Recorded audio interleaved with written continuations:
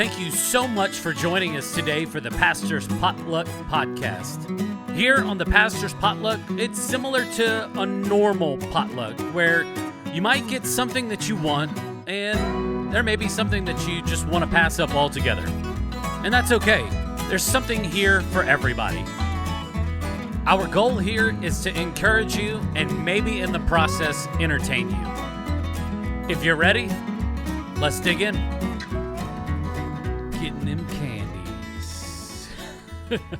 So Scott usually has his Candy Crush open while I'm like doing like the fine little details. I know now I'm doing really good on this, but I'll stop it. You're like, man, I've been stuck on this level for so long. It'll save. It's good. Yeah. I'll come back to it. What's up, man? You got a pretty good week, a good weekend, or I should say, starting this weekend. Some good family time coming up for you. Yeah, I'm looking forward to that for sure. Yeah, Disney. Yeah. In November. Yeah, we'll see how that goes. I know some people always say like you should go at certain times. Is this like one of the times that people should go to? I have no idea. It was just what fit our schedule. Yeah. I'm hoping it'll be less hot in Florida, so hopefully that'll be nice. I don't think the lines will be any shorter. But it's Disney. Yeah. That's the same way that I would perceive it as well. It's like people are just still going to show up. I think since I've been to the Magic Kingdom twice and I've been to Animal Kingdom once, and we're doing those again because my nieces and nephews have never been, I'm less like gung-ho about, let's go try to do everything. Yeah. And I may be more apt to just enjoy the day and not try to run from ride to ride. Yeah. On those. Now we are going to Hollywood Studios, and I've never been to that, and that's got two of the newer worlds, the Toy Story world and the Star Wars thing that I'm really interested in. So I will be kind of amped up on that day to try to see it and do as much of that as possible.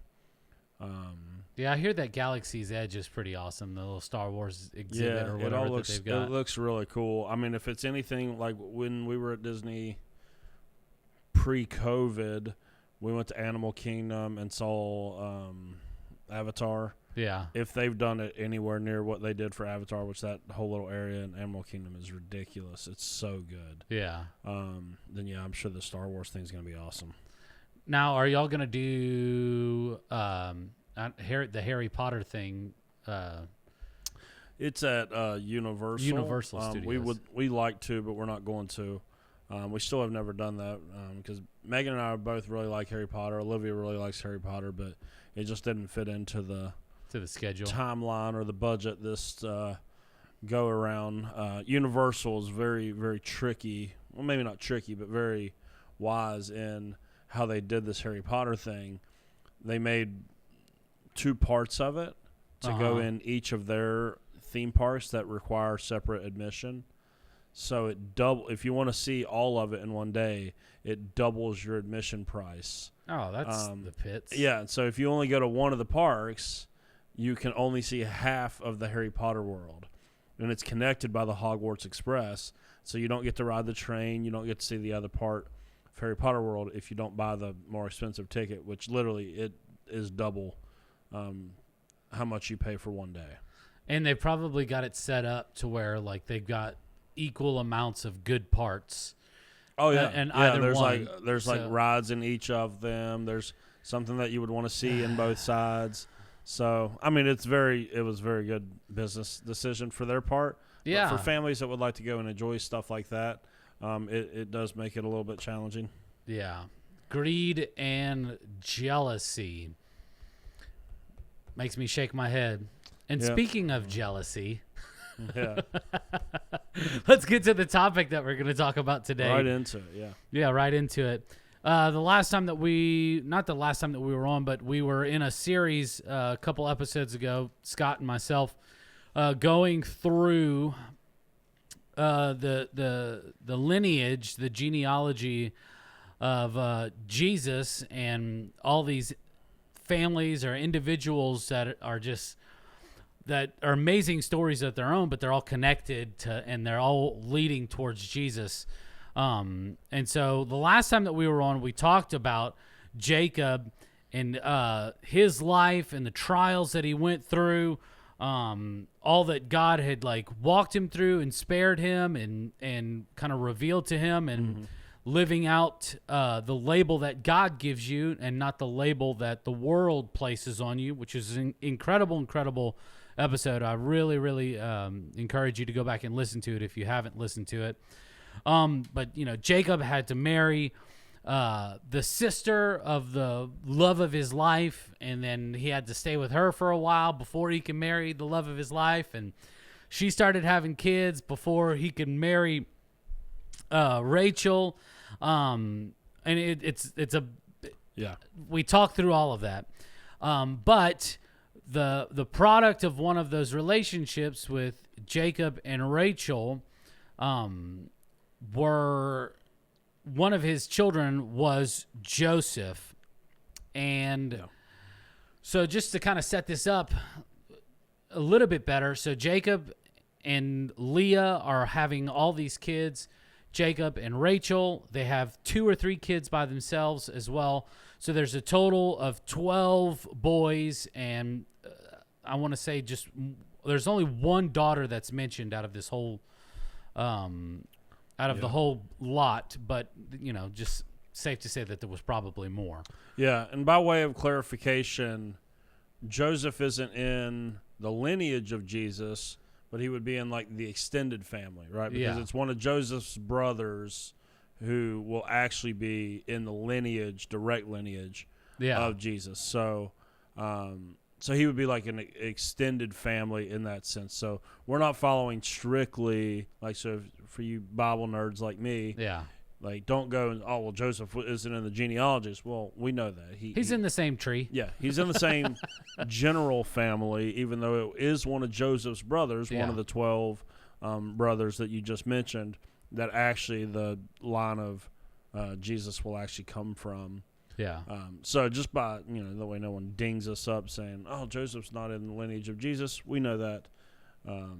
We're saying the big plot of how Jesus, came to us is through this family, Israel, who Joseph is definitely part of, in a sense. And in fact, Joseph's story helps set up the grander story, in the sense that what we're going to talk about today, and maybe even if, I don't know if we get through all of it in one setting or two. Yeah. His story will be the catalyst that gets Jacob's family to Egypt, that will eventually be where Israel is in captivity for 400 years, and then Moses comes. And so this story ends up being one of the big movements of the Old Testament, where we see the people of God in one place right now, and due to famine, they are going to end up in Egypt, which ultimately we see the continued story of God happening from there. Yeah. So Joseph is one of the younger of all of the 12 children of Jacob, and this is where we get the 12 tribes of Israel from. But all of his brothers are kind of jealous of Joseph, and Jacob actually goes as far as showing his love and appreciation for Joseph by giving him this coat of all these different colors, and it's bright and colorful and made of high quality fabrics and whatnot. And so he gives it to him, and so the brothers just start to get jealous, and they're just like, well, why wouldn't Dad give us something like that? And so they scheme and plot against him and begin to set up a plan to where they're going to get Joseph out of the picture. Yeah. And the plan at first was to ultimately just kill him. Yeah. Yep. And then Reuben kind of comes to his rescue.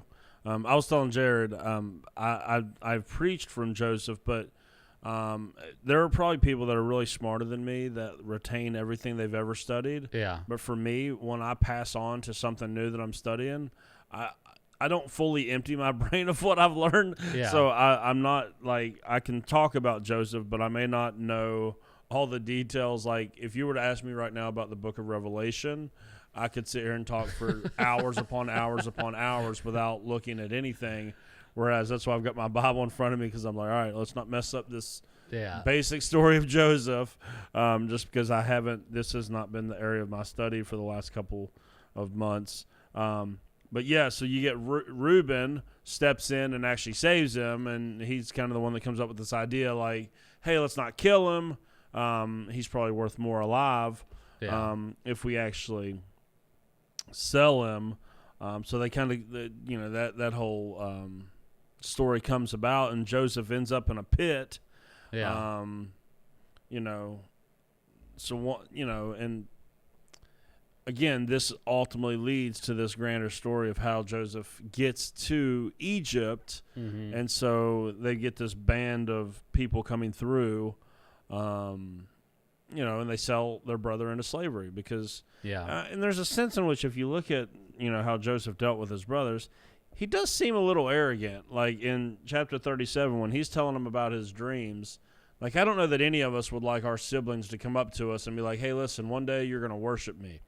Especially our younger siblings, especially in a Hebrew family where this is not the way things work. Oh, no. The firstborn was going to be the one with all of the responsibility, the double portion of the inheritance. He's going to be the spiritual head of the house, and of the family going forward. And so when you get your little brother saying things like, hey, you all are going to bow down to me, and then this had to really blow their minds. Even mom and dad are going to bow down to me. It's like, okay, Joseph.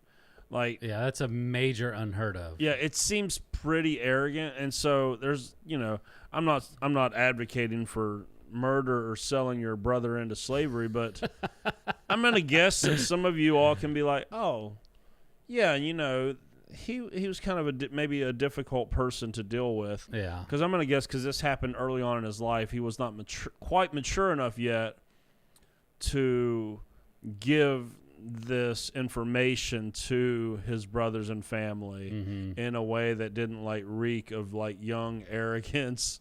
Like, yeah, you guys, you might not like me, but I'm dad's favorite and you're all going to bow down to me. And so, so ultimately they throw him in a pit, and then ultimately they sell him into slavery. Yeah.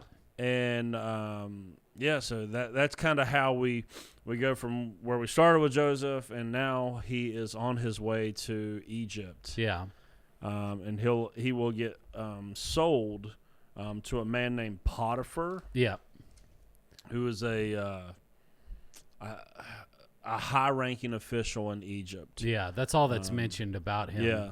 And so the really, really interesting thing here, wherever Joseph ends up going, he ends up, and this is a good word for all of us, in all of the situations where Joseph goes, even if the situation sucks, like how many of us would complain and mope around and fuss and fight at the fact that our family had betrayed us? Yeah. I mean, good Lord, y'all.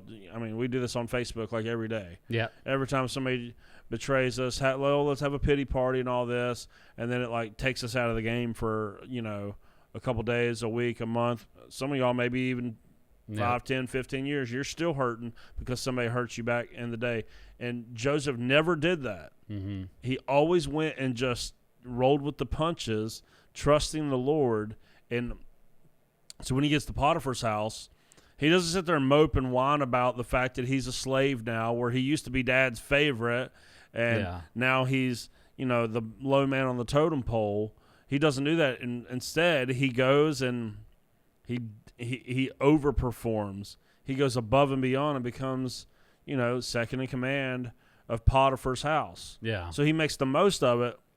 And so rather than a situation that all of us would be like, man, this sucks. Like nobody would want to be in a similar, 21st century situation of Joseph.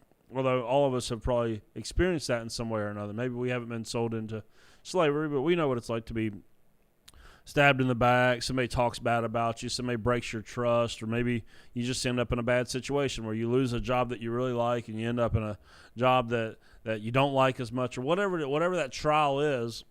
And then a lot of times we sit there and mope and whine about it, and then you wonder why things never end. You never end up recovering from that in life. Yeah. It's because you didn't do what Joseph did. Joseph just went ahead and honored God in all that he did, even though he wasn't where he wanted to be. And that's why God was able to continuously use him, and he didn't get stuck in the pit. He didn't get stuck at Potiphar's house. Ultimately, he ends up in the palace by the end of his story, and it's because everywhere he went, he gave absolutely everything that he had to being the best, and to not compromising his faith. Yeah. Right. Well, that's the story of Joseph. Yeah. No, I'm just joking. So I want to go back a little bit. One of the things that I found like extremely intriguing is the fact that he could translate dreams. So whenever he did show up in Egypt at first, he was put in charge of something, and then they threw him in jail, and Pharaoh put his cupbearer and his baker in jail with him, and they both had dreams, and he was able to translate them. Is there any significance with that? I mean, I know it kind of sets up kind of like this part of his story to where he helps Pharaoh out in a sense, because like they're preparing for the famine that's going to come because of some of the dreams that Pharaoh has later on. Yeah. But I mean, is there any importance to that? Is that something that people can try to figure out and understand as a Christian? Because a lot of the times whenever we hear people say things like this, we're like, okay, why is this story in the Bible? Like whenever we see or hear of anybody doing like a dream translator now, it's like, whoa, wait a minute. Yeah. Like that's not of God. If I could translate your dreams. But I've also seen Christian books that say, if you've got these icons in your dreams, or they're quote unquote Christian books. Yeah. Yeah. So before someone fact checks me, Reuben wanted to save Joseph. Yes. Judah is the one that actually wanted to sell him. Yeah. So Reuben said throw him in the pit. He was going to come back later and save him. Yeah. And then Judah's like, nah, let's not kill him. Let's sell him. So again, I'm still getting back some of what I have forgotten from my study of Joseph. But yeah, no, you were talking about he gets in prison, but the reason, like, before he gets to prison, there's a really unbelievable story that we kind of have to talk about before we get to that part of Joseph's story. Is he winds up in prison. So remember, he's in Potiphar's house. He's doing everything he possibly can do to do everything he can for the Lord. Well, the way that the text puts it, Joseph is a very good-looking dude. Oh, He's well, put together. He's a handsome man, physically fit or whatnot. And while he is doing his service in Potiphar's house, Potiphar's wife, I mean, just imagine this high-ranking Egyptian guy. His wife takes notice of young Joseph and is like, "Oh wow, that, really," and he catches her eye. And she actually tries to come on to him, and he resists, which this is another thing. It's like, how many times when you're in a situation that you don't want to be in, or you're pouting because you're not, things didn't go the way that you wanted them to go. Yeah. Things just aren't going your way. You're not married by the time that you want to be married. You're not having kids by the time that you want to have kids. Your career's not where you want to be, or on and on.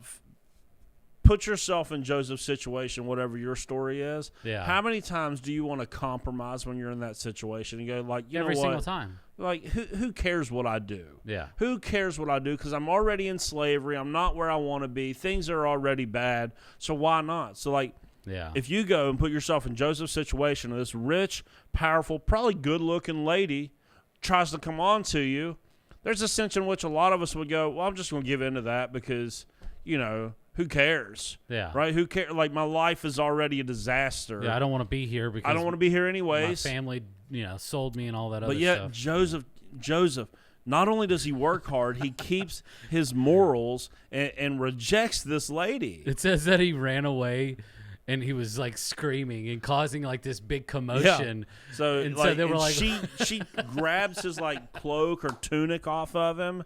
So the way she ends up with proof that something happened. yeah, And so she ends up framing Joseph, saying that Joseph was the one trying to come at her. yeah, And so, and of course, Joseph, as a slave at this time, has no rights whatsoever. He's not like, oh, let me get a lawyer. I'm going to take this lady to court and prove I didn't do anything. Like, yeah, no, you're going to jail. And so that's actually how he got to jail, to meet these two guys that you had mentioned in the original question. But before I get there, like, just think about that. All of us would want to compromise oh yeah, in situations where things aren't going our way, and we start getting this idea like, oh, what does it even matter? mm-hmm. What does it even matter? Why don't I just sleep with Potiphar's wife? yeah, You know, I mean, might as well enjoy myself, you know, while life is just miserable. And we do this in all sorts of ways. That's how we get caught up in silly stuff that we get caught up in, and mm-hmm. how we get addicted to substances because we're going, you know what, who cares? Who Yeah. cares about the future? This is stuff teenagers do. They're not thinking about the future whatsoever, Mm-hmm. and how their compromise right now is ultimately going to cost them later on in life. And so that's just a word to all of us. Like, we're going to have to be really, really careful when we are in these situations like Joseph is in. When we're not where we want to be, we feel like we've been mistreated. We feel like we're not getting a fair shake of it. We don't feel like God is doing his part to advance us or promote us. I promise you, your spiritual enemy is going to show up in those moments, Mm-hmm. and is going to give you a way to compromise yourself. He's Oh, going to tempt you. 100%. He's going to tempt you. And if you want to get stuck where you're at or make things worse, you'll give into it. Mm-hmm. But like Joseph, he ran away from the temptation. He took off out of there. He did not let that lady get the best of him, even though, and this is the thing, it will cost you not to compromise. Yeah. So he gets landed in prison. He goes from the bottom of Potiphar's house to the top of Potiphar's house, then actually does the exact right thing, and he pays the price for it and ends up in prison. Yeah. But again, in prison, he doesn't sit there and fuss and fight. He doesn't go, oh, my goodness, this lady has wrongly accused me. Yeah. Just add this to the list of disasters in my life, and sits there and throws a pity party. No, rather, he gets to work and becomes one of the top people in the prison. Mm-hmm. And he gets access to people that other people might not have had, and God's favor is still on him because he is not focused on his circumstances, but rather he's just focused on being faithful to God no matter what it is that comes his way. Yeah. And so that's what Joseph does so good. So he comes in contact with these two guys. What is it? It's a cupbearer and a baker. Yeah, cupbearer, which the cupbearer had the worst job probably in the whole kingdom. They were the poison checker, right? I Yeah. mean, they would literally have to check the king's wine to make sure no one was trying to kill him. So on that one day that someone maybe tried to kill the pharaoh, the cupbearer would take one for the team Yeah. and try that cup and ultimately either get really sick or die. Yeah. So he had a terrible job. And then the other one was a baker. Yeah. And so they've both offended the king somehow. And so they end up in prison. And while they're in prison, they come in contact with Joseph because they're having these dreams. Cupbearer and- has a dream about being like squeezing grapes and filling the cup back up. Yeah. And the baker has a dream about his basket of bread that is full to the top, but birds are eating it. And so he looks at the cupbearer and he says, within 3 days, you're going to be back at the Pharaoh's side and doing what you want to be doing or whatever. And looks at the baker and says, because the birds are eating it, like you're going to be hung and the birds will eat your flesh. Yeah. And so that's it. But he's translating these dreams, and I'm sitting there going, okay, like, how can you look at these things and kind of see those things? This is one of those instances of this is the power of God at work in Joseph, because Joseph was available and was in the right space to be used by God. Yeah. That is a special gift God gave Joseph. I am not closed to the idea that there are still people like that. Yeah. I don't think every single person that says that they can interpret dreams can interpret dreams. Yeah. Okay, so let me make sure that I make that stuff very clear. I'm not close to the idea that God can still bless people in this way and gift people in this way. Yeah. But I'm going to guess it's a lot more rare than what, you get people all the time that, I trying to make millions off of interpreting dreams and things like that. I don't think that those people are legit. However, I am not quick to close my mind to say that God can't do something either. Even though it doesn't seem logical or rational to me, which is a lot of the ways that I want to try to read the Bible and just live life, is I want to look as rational as possible. But, I said this on an extra point a couple weeks ago. I said, I don't mind looking irrational if it's clear that the scriptures are saying something that just causes us to look a little odd as people of faith.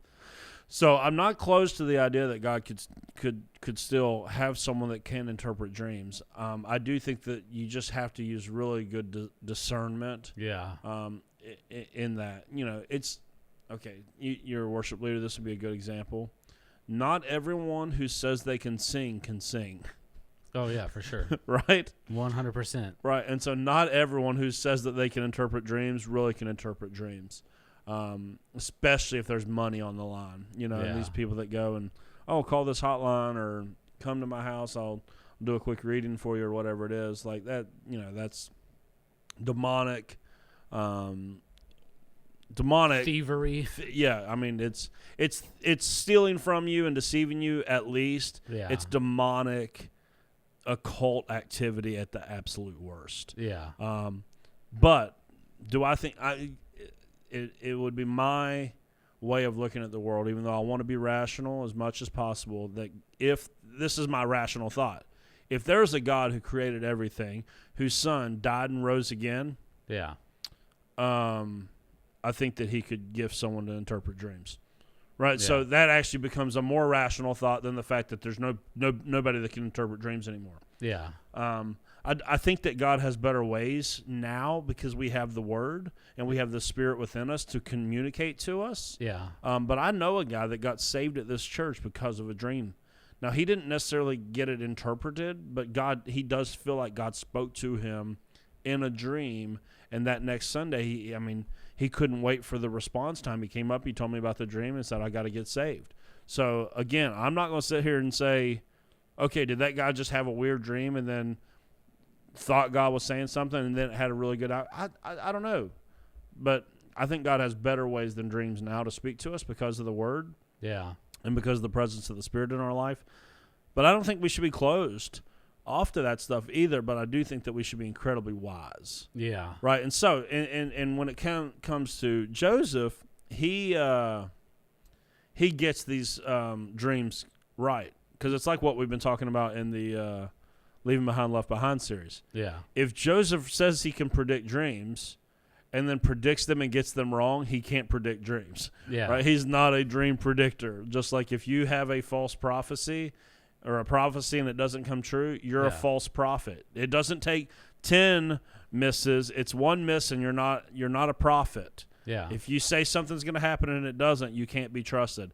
It would be the same with this, but when it comes to the cupbearer and the baker, he nails it. The cupbearer goes right back to work a couple days later, and the baker gets killed. Yeah. But one of the sad things, he told the cupbearer before he leaves, and this is another one of those things that, like, people that are living their life as one big pity party, Yeah. you would have walked Joseph's path and had a different outcome most likely, because you would see just one more offense, one more slight, because he tells the cupbearer, hey, since I've done you this kindness to let you know. Yeah, talk to Pharaoh about me. Will you please remember me when you're reinstated to your position? The guy goes, absolutely.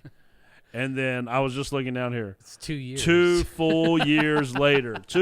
I can already, like, because everyone chooses for some reason to live their lives on the stupid internet. Yeah. And show, like, all you do is fuss and complain and whine about everything. I can only imagine how Joseph, if he had Facebook, is going out, oh, my brothers had, they sold me, or they wanted to kill me. They sold. I'm away from my dad. Then I get falsely accused. Then I help these guys out, and they just forget about me. It's like that would be the modern way that people would handle this. Yeah. But not nobody Joseph. knows that I'm here or that I'm even alive to come visit me in prison. And he never. I mean, Joseph's faith never wavered from what we can tell from the scriptures. Yeah. As the result of it, and because of that, God's favor was consistently on him to where he was able to always live a life that was honoring to God, and that because of what he did in prison. Yeah. Because he didn't just shut it down and go, you know what, figure your dreams out yourself. Man, I got my own problems. I'm wrongly accused in prison. Yeah. I could be focused on myself, which, again, that's another thing that a lot of us would do. When we complain and we fuss and fight and we pout, then we also get really selfish because we think that we deserve better than what we've been getting. And so...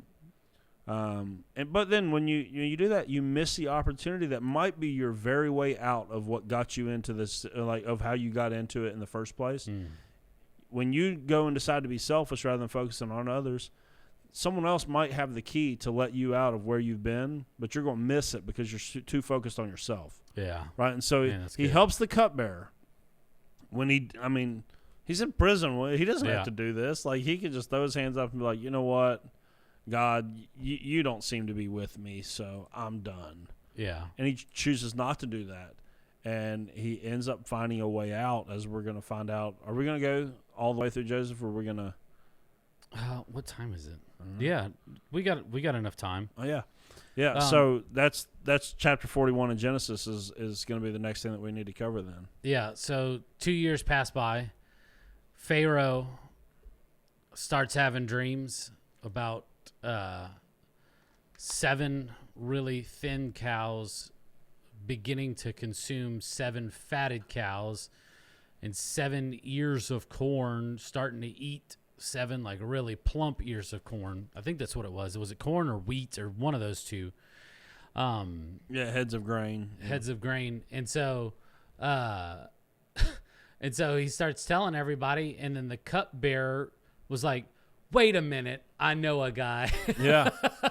I mean, that's essentially, can you imagine? He's probably like, oh, dang, I was supposed to talk to Pharaoh about this guy that could translate dreams, and 2 years have gone by, and he's like, it's like, that one thing, you're like, hey, man, I'm going to do that for you. And then like a long period of time goes by, and you're like, oh, dude, I'm so sorry. I forgot to do that for you, but I've done it. Like, I've been in that area. We talked about that in our men's group last week. Like, as the people of God, we should be reliable people. Like, don't tell someone that you're going to do something if you're not going to do it for them. The cupbearer, I mean, now granted, this is all in God's timing and such, and so the cupbearer, doesn't do what he says he's going to do. Well, he was probably like married, maybe his wife was like I can only imagine how excited you would be if you thought you were in prison about to die. Yeah. And then you're like, oh no, everything's good. Come on back to work. And I mean, of course you probably got 1,000 things on your mind. So he could easily not be blamed for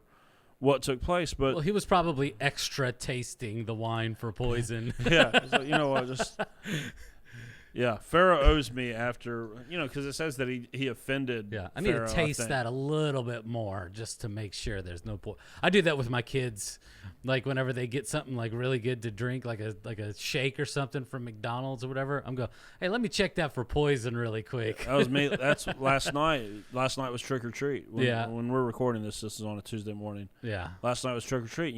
As the good parents that Megan and I are. Yeah, we have to check the candy. Yeah. Now, I grew up in a house that always checked the candy because that was around the time that there was all those rumors that people were like putting like razor blades in candy and stuff, which I've read like multiple sources on the internet that was a complete hoax. Nobody ever did that. Yeah. And then yet like people all over the country still check their kids' candy, including me.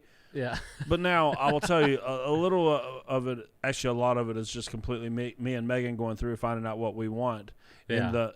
We are checking the candy to make sure it's not opened or anything has happened to it, but we're also grabbing, some for ourselves for our troubles. Yeah. So and checking for poison. Yeah, so I mean, we just did this very thing that we did the modern version of the cupbearer last night. We were just serving our kids in that way. Yeah. I don't know. This is an underrated candy bar. I don't have we had a candy bar episode? But No. we probably should. Yeah, we should. The Hershey's cookies and cream. Legit. They are so underrated. I don't see anyone ever eating them or talking about them. Those are so good. Yeah. And for Halloween, I just saw this last night because I took 2 of them out of our kids' candy. They made, you know how they're normally little squares? They made them into fangs, like vampire fangs for Halloween. Oh, yeah. So I smashed 2 of those last night for sure. Such an underrated, man. We are way off of Joseph, but I'm just what we did is we came up with what we're going to talk about on a future podcast. Yeah, the week after Thanksgiving is we're gonna tackle candy right before Christmas. That would be a great episode. But yeah, so Pharaoh has these dreams. Nobody in all of the kingdom can help him out. Nobody can figure it out. Yeah, and so it's like, oh, the cupbearer knows somebody, and so that's when Joseph gets brought onto the scene. He interprets the dream, and because he interprets the dream, they're able to plan for these. You know, he tells them there's going to be 7 really good years, followed by 7 really bad years. The really neat thing about this is because they knew that there was going to be 7 good years and 7 bad years, they were able to plan for the bad years during the good years. And so that's exactly what they do. And it's funny, like the way the rest of the story plays out, like if you think about it, enough food for a whole country and some of the actions that are happening. Like if I take a step back and look, it's not just like 10 people. Like you're talking about storing up the amount of food. And so the applause that, or the congratulations that would come to you if you were able to legitimately save a whole country from perishing and just being erased from the face of the earth would, I mean, if I was in charge, I would be like, dude, you're my guy. Like, you're my guy. And that's what Pharaoh ultimately does with Joseph. Yeah. He brings him up to second in command. Yeah. I was just looking at this passage here in this is hard to see. This isn't still in chapter 41 of Genesis. Like, he elevates him to second in command over, I mean, this is, Egypt at this point is like the biggest thing going. Yeah. Right? And so he's second in command of like the most powerful nation on earth. Starts out, his brothers turn his back on him. Had he just shut down and decided that he wasn't going to give it all he's got and was just going to pout and mope around, I mean, this would have never happened. Now he's second in command of the biggest nation on the face of the earth, the most powerful nation. Yeah. And, you know, he gets a wife. He's all this different stuff. Like Pharaoh just really blesses him. I mean, after being a prisoner and all the stuff that he went through, now he literally, like, we did a series about this.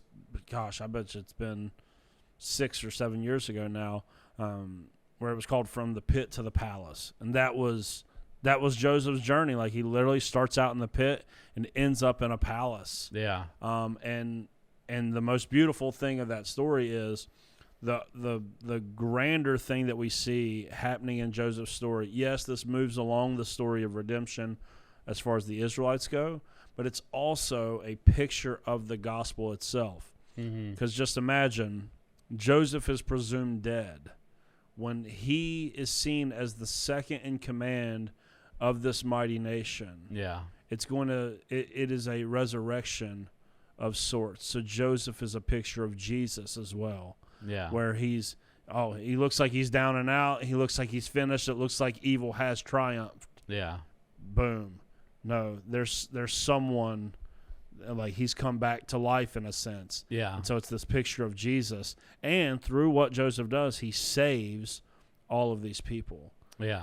This is the same. Jesus dies, rises again, saves all these people. Yeah. Again, that's why you really have to read these stories and look for these overarching themes of the Bible. Like, you'll see resurrection everywhere you turn around if you'll look for it. Yeah. Right? And so Joseph gets elevated, and they start storing away all this food during the 7 years of plenty. Mm-hmm. And then this crazy turn of events in chapter 42, because there's now the 7 years are gone.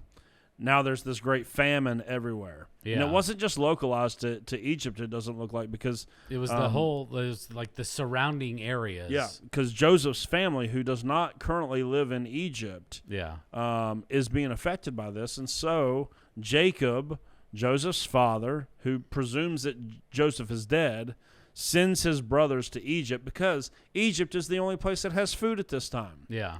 Right, so they're the only place that has food, so Jacob sends their brothers to Egypt to get this food, and Joseph recognizes his brothers, whereas they do not recognize him. Now, about 20 years had passed between the beginning of the story to like the first time that Joseph. That's what it mentions. It somewhere in the Bible that like 20 years had passed that he hadn't been around his family and seen his father. But this is getting up to the point to where Joseph being sold to him recognizing his brothers in like the market.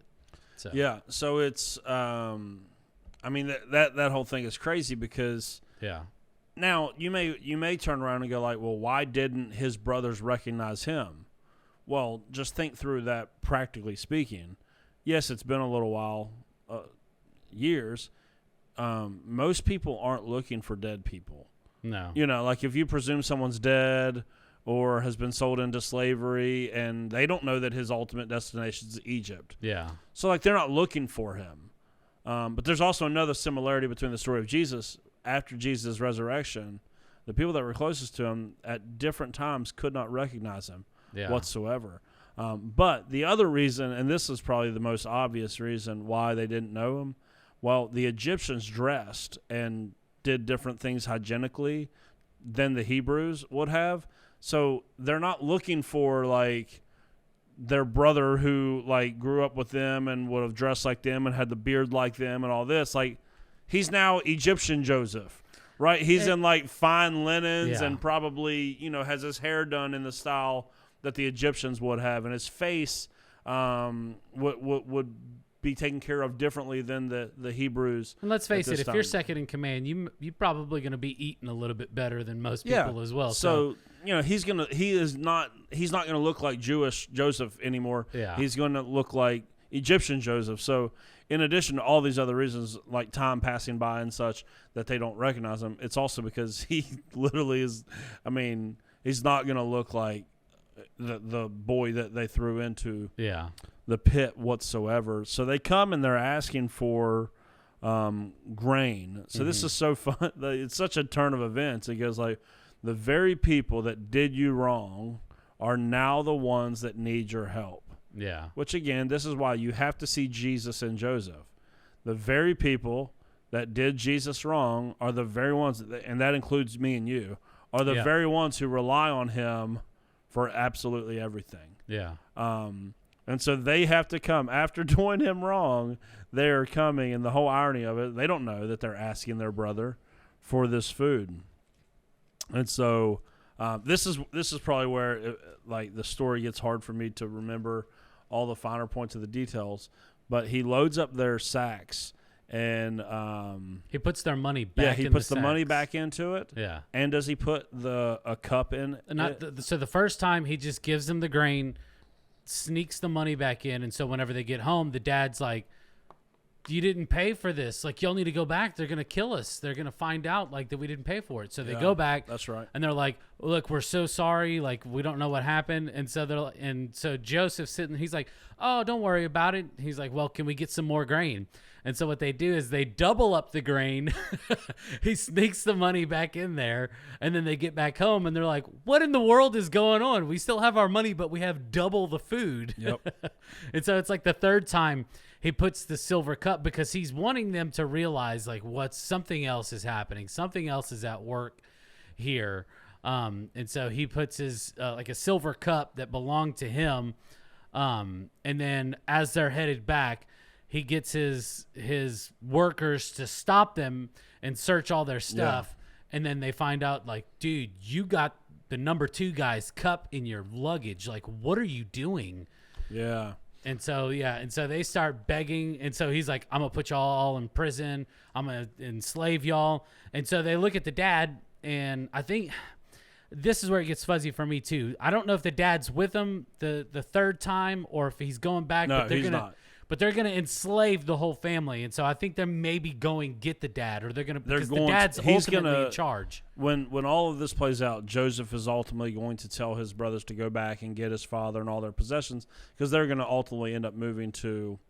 But what he's going to do is, after this little cup fiasco that he himself orchestrates, which I think Joseph's probably entitled to having a little bit of fun with these guys, right? I mean, they kind of had it coming in a sense. But you also see what he's trying to do as well. So he actually, after the cup incident, I would have never thought of it that way. Just having fun with him. I thought he keeps their brother Benjamin. In exchange for to let them go. And I think that's the trip in which they're supposed to bring their father back. Something along those lines. Let me see.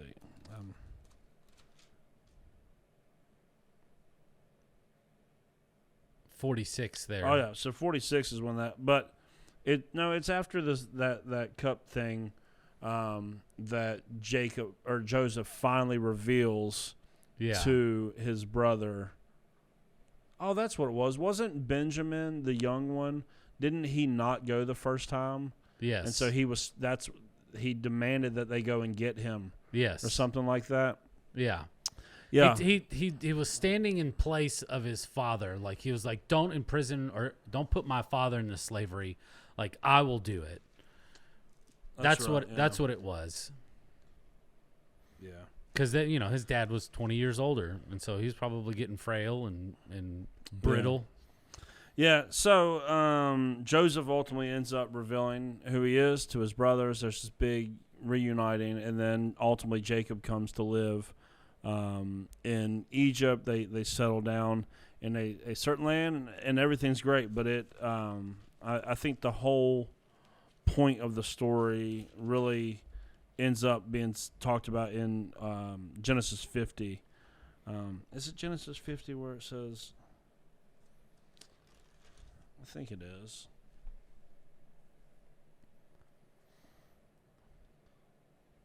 It gets pretty interesting. Yeah. In 50, after burying Jacob, so in Genesis 50, now Jacob, the father, has passed away. Yeah. And his brothers kind of revert back to this whole idea that, well, Joseph is going to kill us now that Dad's out of the picture for what we did. And so they are like asking for mercy. Oh, we're your slaves and all of this stuff. And this is where the whole story kind of comes to make sense in a very practical way for all of us.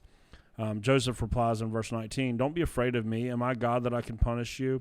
You intended to harm me, but God intended it all for good. He brought me to this position so I could save the lives of many a people. So don't be afraid.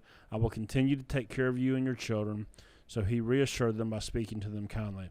This whole notion that when life is bad to us, that God ultimately can bring good out of it is one of the major points of the story of Joseph. Yeah. It's practically meant to speak to each and every one of us that, like, yes, what you're going through sucks. Like, what you're going through, maybe it's not fair. Maybe you didn't ask for this. Maybe you did deserve it. Whatever it is. But Joseph's whole thing is what they meant for evil, God can use for good. Yeah. And so that means, like, whatever it is in our life that we want to sit here and fuss and whine and pout about, get down, that knocks our feet out from under us and is about to take us under, that very thing could be the very thing God uses to bring about good in your life. Yeah. And I mean, a lot of us, me definitely, and there's probably a lot of divine providence that we're sitting here covering Joseph right now, because this is where I've been since, for the last like 2.5 days. Is like something happened to me that has caused me to kind of get into like a little pity party. And everything I've tried to do this whole week has been very difficult as the result of it. Mm-hmm. Like just coming to work, sermon prep, trying to be a husband and a dad and all of this. Like I just feel like failure after failure after failure. And all of it is because I'm sitting here trying to have a pity party over something that happened to me. Yeah, I've been there.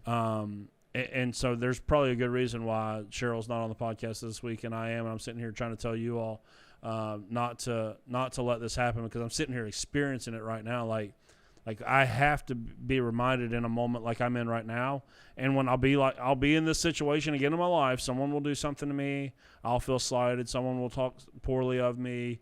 Something won't go my way, and it's going to happen to all of you listening as well. And in those moments, we're going to have a choice whether or not we're going to, just shut down and throw yourself a little pity party, or if we're just going to allow God to continue to work and block out the noise of the enemy that says, oh, no, you're well within your rights to shut yourself down and close off and to be, distant from your family with your words and emotions. Like, oh yeah, no, you deserve that because someone did something mean to you. Yeah, that's the voice of the enemy sitting here trying to get you to take that path that Joseph did not take. And look, if you want the outcome like Joseph had, if you want to go from the pit to the palace, you have to have the attitude that Joseph had. You have to have the actions that Joseph had. You can't compromise when things get hard. You can't sit there and throw pity parties for yourself. Life is hard sometimes. Sometimes ignorant people do ignorant things. That's just the truth of the matter. And if you let Satan get on top of you and hold you down, he'll hold you as long as you'll let him, right? So eventually you got to shake that off. Yep. Taylor Swift being a prophet right there, right? Like sometimes you got to shake it off. So the way I know you like that? No, you did not. She must be on my mind today because I keep seeing everyone post that she's getting ready to have like a big tour or something. I think she's about to release like her 6th album. I don't know, but I love Swiftie either way. But you have to shake it off. If not, these things will just hold you right where you're at, and you'll never get past it. And I promise you, go find someone that's in their 60s that's really grumpy and miserable with life. Yeah. It's probably because something happened decades ago that they still have not shook off and decided that they're going to move past it. Yeah. I think there's a lot of people that literally waste their whole lives holding grudges or being upset because things didn't go their way. Yeah. They end up missing out on God's best because they let one thing that somebody said about them, or one relationship crumble, or one, business failure, or one time that they made a bad choice and it burned them, whatever it is. And then they sit for decades and they literally waste their lives because they couldn't just shake it off and stay faithful even when it was hard. I'm more of a Get That Dirt Off Your Shoulders by Jay-Z kind of guy. I like that too. All righty. Such a good one, man. Good word. I put some new ones in here. So I'll pray for me. Especially if all of these are just yours. Oh my gosh. It's going to be like, do you like a foot or a hand the best? Yeah, or if you're going to cut one off, which one are you going to cut off? Oh, okay. Yeah, this one's right up your alley. What's the weirdest food combination people eat that you just can't get behind? The weirdest food combination people do that I can't get behind? Yeah. I mean, just go listen to last week's potluck. I don't like ketchup on anything. So I would say probably, this isn't like a weird food combination, but it's weird to me because I don't like it, would be French fries with ketchup. Yeah. I just despise ketchup so much. Like, I can't even watch my kids eat it.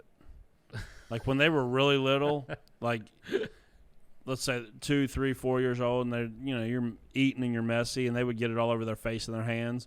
And then it's like, oh, Daddy. Yeah. I'm literally like, kid, stay away from me. I love you so much. But if you touch me with that ketchup, I'm going to have such issues. Like, I don't even want to see it. So I'm going to say ketchup with absolutely anything is just like, it really, like, I'm getting like, I feel gaggy in the back of my throat even talking about ketchup. Yeah, no, take a swig of water while I give you my. That's how much I don't like it. I can't get behind people putting donuts for a burger, like using donuts as like the buns. Have you seen this? Of course. It's fully in support. No, I've figured that. Yeah. I can't do it because I have a hard time putting something like that's savory and sweet together. Yeah, but if you grill the outside of them donuts and it caramelizes the glazed donut, I promise you get behind it. I don't want to though. Have you ever heard of Tom and Chi? Tom and Chi? Yeah. Don't they have like food trucks or something like that? Then they started off like as food trucks. It started off like that because it was a Shark Tank thing. Like, yeah. Well, they were doing pretty good. They came on Shark Tank. Barbara Corker and invested in them. Yeah. Well, their big dessert is grilled cheese donuts, and on the surface you would be like, "Nah, man, it's." And just the regular one. Like they have some where they like flavor mascarpone cheese and stuff, which is almost like whipped cream essentially. No, the original. Just a glazed donut with I think it's probably just American cheese in it. Grill it up on both sides and get that caramelization on the dude. It's killer. So that's why I'm saying the burger with the donut, I'm totally down for. Because I could only imagine their grilled cheese donut and you throw a patty on there with some mayonnaise. I just can't do it. Oh man. I don't want. I like burgers too much, just the way that I've always had them, and I like donuts too much, the way that I've always had them. That in my mind, it doesn't make sense to put them together and ruin two things that I really, really enjoy eating. When I like two different things, I can see them together. No. Nope. I'm just because I like ice cream and I like crab. And I'm never going to put those two together. Well, I'm not saying everything goes together, but a hamburger and grilled donut, yeah. I'm fully in on that. We need to bring you to the elders of the church and pray for your healing. Yeah, because I would rather eat a hamburger on a donut than watch one kid eat a French fry with ketchup at McDonald's. I'll tell you that much any day. Oh, goodness. All right. Let us know if you're watching this on Facebook or YouTube in the comments, like what are some weird food combinations that you can't get behind. Really appreciate this conversation today. I've enjoyed continuing this little, like, I guess, series on just kind of working our way through the Bible, talking about the family tree of Jesus and how we're leading up to this point to where we're going to see all of these things and all these parallels between the Old Testament leading up to Jesus and his coming to earth for the first time. So thank you all for listening, and we hope that y'all have a wonderful weekend, and we'll see you next time. Thank you so much for listening in with us today. We really appreciate it. If you haven't done so already, go ahead and hit that subscribe button. You can also follow us on social media, on Facebook, Instagram. And you can also watch the video version of this on YouTube as well. All you have to do is search up the Pastor's Potluck Podcast. From all of us here, we want to say thank you, and we'll see you next week.